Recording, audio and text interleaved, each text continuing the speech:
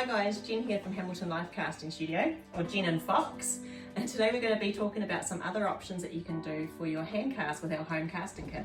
So we've talked already about baby casting. We've went through the step 1 mould making, step 2 casting, and step 3 the reveal. So today we're just going to show you how to do a adult casting. So you'll see on our step 1 moulding page, it will tell you what subject you're going to be casting, how many bags of moulding material, to how many mils of water, and how many casts that will create.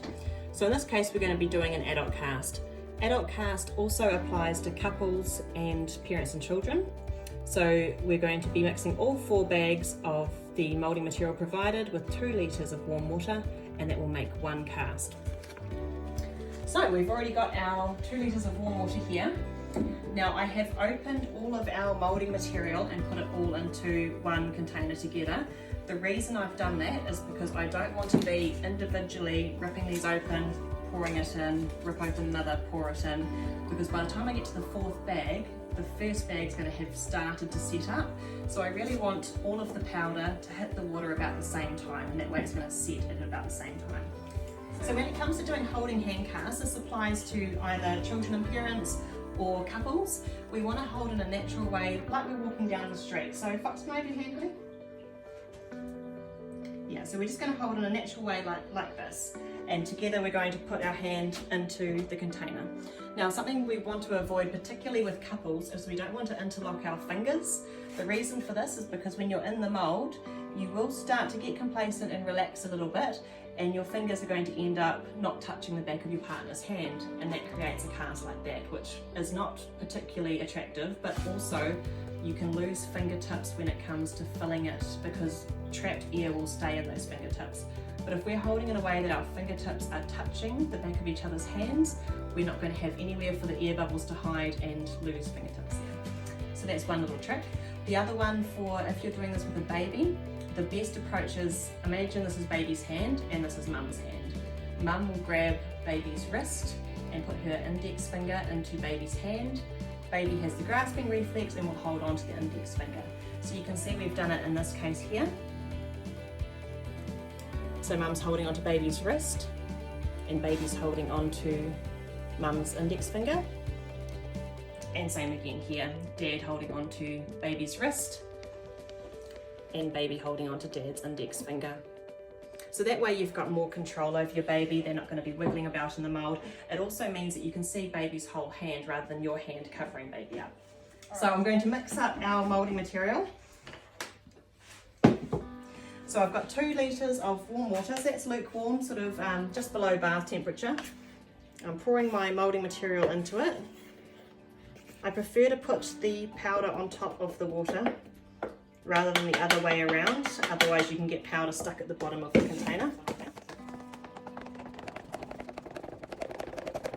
So when we begin, it's going to start out quite runny in a bright violet purple colour, and as that sets it will change colour and turn blue once it's set.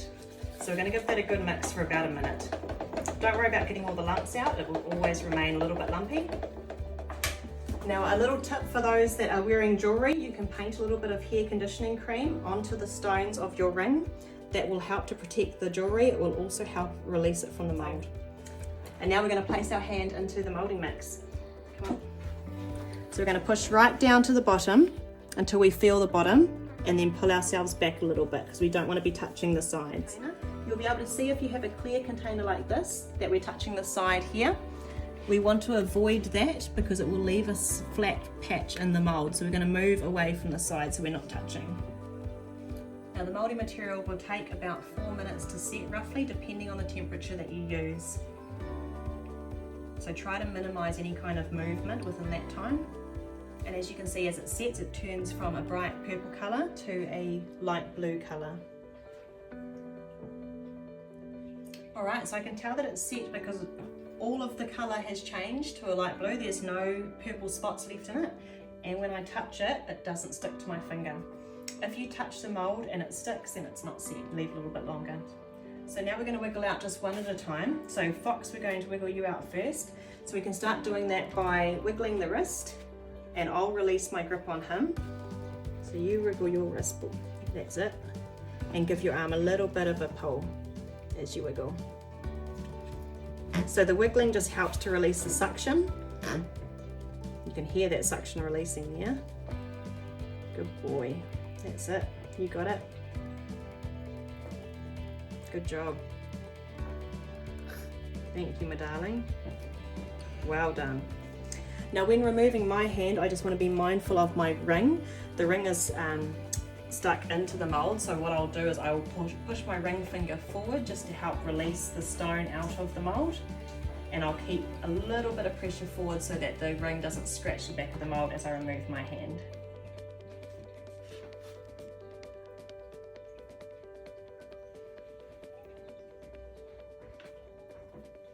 Cool. And that's our finished mould.